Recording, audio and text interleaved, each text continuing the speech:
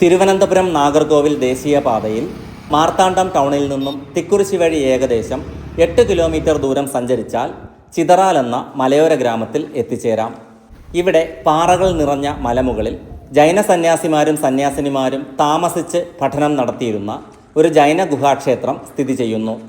തിരുചരണത്തുമല എന്നതാണ് ഈ സ്ഥലത്തിൻ്റെ ചരിത്രപരമായ പേര്. ഒരു ചെറിയ മണ്ഡപത്തിൽ ജൈന തീർത്ഥങ്കരന്മാരുടെ ശില്പങ്ങൾ കൊത്തിവെച്ചിരിക്കുന്നു. ആ ശില്പങ്ങളിൽ വലുത് 23-ാമത്തെയും 24-ാമത്തെയും തീർത്ഥങ്കരന്മാരുടേത് ആണ്. ശില്പങ്ങൾ നഗ്നമായതിനാൽ ഇവിടെ താമസിച്ചിരുന്നത് ദിഗംബരന്മാർ ആയിരുന്നുവെന്ന് അനുമാനിക്കാം. BC 298 ചന്ദ്രഗുപ്ത മൗര്യൻ ഭദ്രബാഹുവിനൊപ്പം ശ്രാവണബെൽഗോളയിൽ വന്നപ്പോൾ അവരുടെ ശിഷ്യന്മാർ ജൈനമതം പ്രചരിപ്പിക്കാൻ ഈ ദിശയിലേക്ക് വരികയും പാറകൾ നിറഞ്ഞ ഈ മലമുകൾ അവർ ധ്യാനത്തിനു വേണ്ടി തിരഞ്ഞെടുത്ത് ക്രമേണ ഇവിടം അവരുടെ പ്രധാന പഠനകേന്ദ്രം ആക്കി മാറ്റുകയും ചെയ്തു. എന്നാൽ AD 1250 ആകുമ്പോഴേക്കും ഹൈന്ദവവൽക്കരണത്തിൻ്റെ ഭാഗമായി ഇവിടെ പത്മാവതി ദേവിയെ പ്രതിഷ്ഠിച്ചു.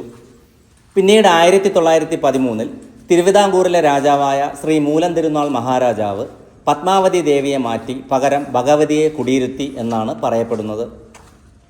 നിലവിൽ ഈ നിർമ്മിതി മണ്ഡപവും ബലിപീഠവും മടപ്പള്ളിയും നാഗപ്രതിഷ്ഠയും ഒക്കെയുള്ള ഒരു ക്ഷേത്രമാണ്. മൂലക്ഷേത്രത്തെ 3 ഗർഭഗൃഹങ്ങളായി തിരിച്ച് അവയിൽ ഭഗവതിയെയും മഹാവീരനെയും പാർശ്വനാഥനെയും പ്രതിഷ്ഠിച്ചിരിക്കുന്നു. 9-ാം നൂറ്റാണ്ടിലേതാണെന്ന് കരുതപ്പെടുന്ന വട്ടെഴുത്ത് രീതിയിലുള്ള ശിലാലിഖിതങ്ങളും ഇവിടെ കാണാൻ കഴിയും. പുരാതന ക്ഷേത്രത്തിൻ്റെ മുകൾ ഭാഗത്തെ ഗോപുരം 1908 ഇടിമിന്നലിൽ തകർന്നുപോയി. അതിനുശേഷം നിർമ്മിക്കപ്പെട്ട ഗോപുരമാണ് ഇപ്പോൾ ഇവിടെ ഉള്ളത്. ഇവിടുത്തെ ഈ ക്ഷേത്രവും ഈ പാറക്കൂട്ടങ്ങളുടെ കുറേ ഭാഗവും 2005 ഒരു സംരക്ഷിത സ്മാരകമായി ആർക്കിയോളജിക്കൽ സർവേ ഓഫ് ഇന്ത്യ ഏറ്റെടുക്കുന്നത്. അടിവാരത്തു നിന്നും കല്ലുകൾ പാകിയ വഴിയിലൂടെ ഏകദേശം 1 കിലോമീറ്റർ ദൂരം നടന്ന് ഇവിടെ ഈ സ്മാരകങ്ങൾക്കരികിൽ എത്തിച്ചേരാം. എപ്പോഴെങ്കിലും നിങ്ങൾ ശാന്തത ആഗ്രഹിക്കുന്നുവെങ്കിൽ തീർച്ചയായും ഈ മലമുകളിലേക്ക് വരൂ.